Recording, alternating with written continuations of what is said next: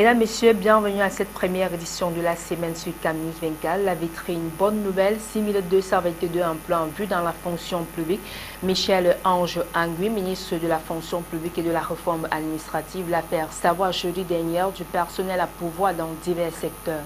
Sport, football, CAN Junior éliminatoire Zambie 2017, les Lionceaux du Cameroun sans pitié devant la Libye. 3-0, c'est le score qui a sanctionné la rencontre de ce dimanche 10 juin au stade de Bafoussam. Une fois de plus, bienvenue au journal sur CamNews 24. Bonne nouvelle, 6222 emplois en vue. Le ministre de la fonction publique et de la réforme administrative, Michel Ange Angui, a ouvert jeudi dernier 13 concours, les affaires sociales, la comptabilité matière, les eaux et forêts, les régies financières, les postes et télécommunications, l'agriculture sont entre autres les secteurs concernés. Les seconds concours sont des concours de formation à l'Institut national de jeunesse et des sports, INJS, et dans les centres nationaux de jeunesse et des sports, SENAGES. Les candidats déclarés définitivement admis ne seront éligibles à un processus d'intégration qu'au terme d'un cycle d'études dont la durée varie entre 2 à 3 ans selon le grade ou la catégorie sollicitée.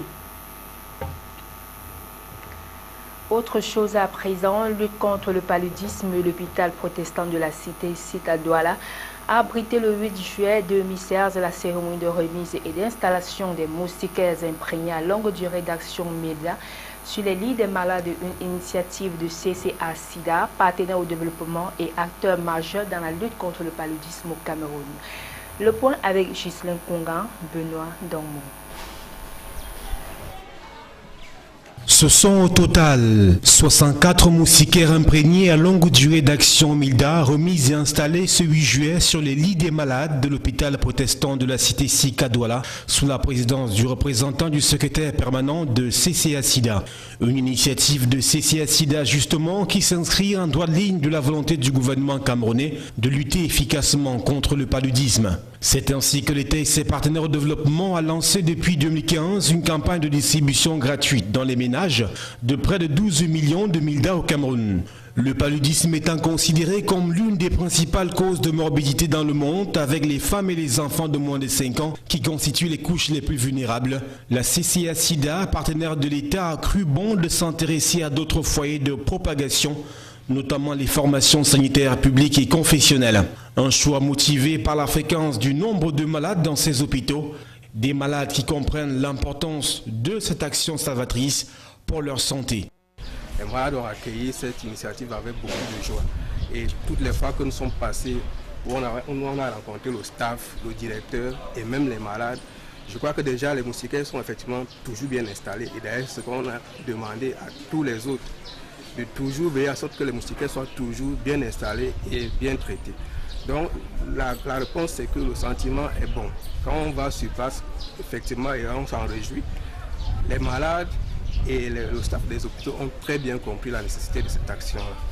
La remise et l'installation des MILDA ce 8 juillet à l'hôpital protestant de la cité SIC n'est donc une étape après celle du démarrage à l'hôpital public de Deido le 23 avril 2016, car au cours des prochaines semaines, cette campagne ambitionne de couvrir au minimum 1000 lits d'hospitalisation dans la ville de Douala. Le paludisme étant la première cause d'hospitalisation dans les formations sanitaires, il convient alors de faire bon usage de tout ce matériel. Un engagement contre le paludisme salué à sa juste valeur par Théophile Kamgep, directeur de l'hôpital protestant de la cité SIC. C'est ici l'occasion pour nous de dire merci au CCA-SIDA et au district de santé de Deido pour cette opportunité qu'ils nous ont donnée et surtout ces MILDA qu'ils ont placés à l'hôpital et qui vont non seulement améliorer les conditions d'hospitalisation de nos patients, mais aussi de contribuer à la lutte contre le paludisme, qui reste quand même une des très grandes batailles dans le milieu médical dans notre pays. Toujours en santé, coup de cœur de l'opérateur économique Salim Mamoudou à l'hôpital régional de Garoua. Cette élite conseillère à la commune d'arrondissement de Garoua 1er a fait à cet établissement hospitalier une dotation de 11 lits électriques et 11 matelas. La cérémonie de remise solennelle a eu lieu dans l'esplanade de la délégation régionale de la santé publique pour le Nord, en présence de Jean Abaté Edi, gouverneur de la même région, Colombe Katal jusqu'à Aman Bonnier. 11 lits électriques, 11 matelas et 8 tiroirs de chevet pour un montant estimé à environ 30 millions de francs CFA. C'est le don que fait Salim Mamoudou à l'hôpital régional de Garoua. Opérateur économique et conseiller à la commune d'arrondissement de Garoua 1er, le donateur s'est servi de la dite commune pour la remise solennelle du package lors de la cérémonie qui s'est tenue dans l'esplanade de la délégation régionale de la santé publique pour le Nord en présence de Jean Abaté Edi, gouverneur de la même région. La qualité de cette literie augmentera sans doute la capacité d'accueil dans un cadre favorable à des soins de qualité. Si Jean Abaté Edi s'est dit satisfait de telles initiatives, Mohamedou Kaou, maire de Garoua 1er, quant à lui, a mis l'accent sur le bon usage du matériel en question. Vous savez que le rôle principal de la commune, c'est l'amélioration des conditions de vie des populations.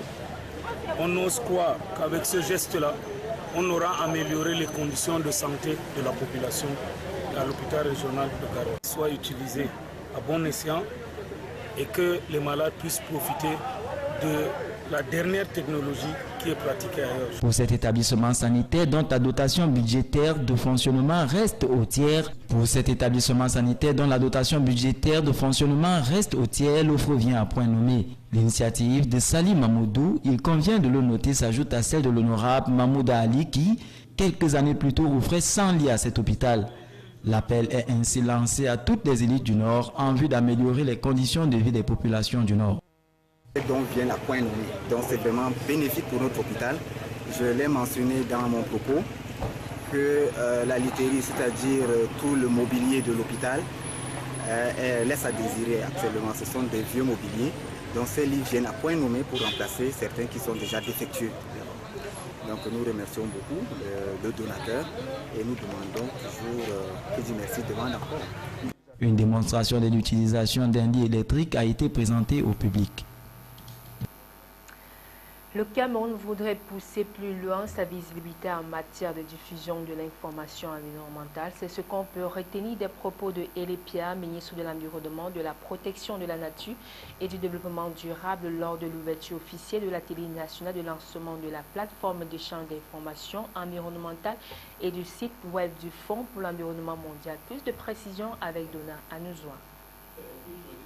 Il convient de prime abord de préciser que le Fonds pour l'environnement mondial a approuvé pour le compte de sa 5e phase opérationnelle le projet intitulé « Développement des capacités de base pour la mise en œuvre des accords multilatéraux de l'environnement au Cameroun » avec pour objectif de combler les lacunes en termes de capacité de base et d'aider le pays à honorer ses engagements environnementaux. Et c'est donc pour avoir plus de visibilité sur la diffusion de l'information environnementale que le pays, avec l'appui de ses partenaires au développement, s'est doté de 2 instruments majeurs portant notamment sur l'échange des informations environnementales à divulguer via des supports numériques. En procédant à l'ouverture officielle de l'atelier national de lancement de la plateforme d'échange d'informations environnementales et du site web du Fonds pour l'environnement mondial, le ministre Hélé Pierre de l'Environnement, de la Protection de la Nature et du Développement durable a relevé l'importance de ces 2 outils qui devraient améliorer la capacité du Cameroun à répondre plus efficacement à ses engagements internationaux. Nous avons commencé en 2004 par évaluer nos efforts en termes de mise à disposition du public des informations environnementales. Mais on s'est rendu compte qu'il y a beaucoup de faiblesses. Et on a donc financé, le FEM a de financer un énième programme de renforcement de capacité. Et c'est aujourd'hui le lieu de commencer donc effectivement à éduquer, c'est-à-dire à tout prenant, à faire participer la population aux visions environnementales.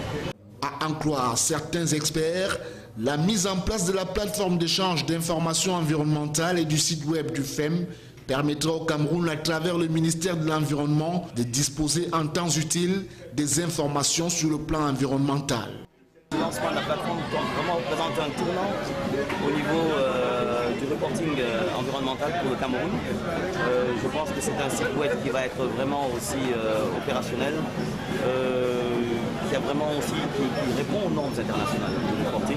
Et je pense que ça va vraiment mettre vraiment le Cameroun dans une situation de visibilité et politique et environnementale qui vont être très importante. Les résultats escomptés à l'issue de cet atelier reposent sur la capacité des participants et différents acteurs de produire, d'utiliser ou de diffuser l'information environnementale. Aussi, seront-ils aptes à répondre aux exigences liées au reporting environnemental et à la mise en œuvre des conventions environnementales internationales?